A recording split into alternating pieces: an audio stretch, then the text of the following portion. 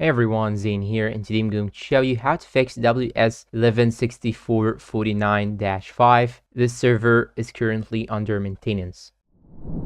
Now, the first thing that you should do is to simply go and open the settings of your PlayStation. Then you should go and click on Network. After that, go and click on View PlayStation Network Status. And here it will show you this page. If you find any issue in their servers, you'll have to wait till they fix the servers and finish their maintenance. But here, as you can see here, it shows me that all servers are up and running. So now in this case, if you are using LAN, you'll have to plug out the LAN, then plug it in, try to restart your PlayStation, try to restart your modem. And if you're using the Wi-Fi, try to turn off the Wi-Fi, then turn it on again. You can also go to the network settings and click on the setup internet connection and choose the registered networks, then click on advanced settings and just change the DNS of the network that you are using right now. After that, you can go and try and see if your issue is fixed or not.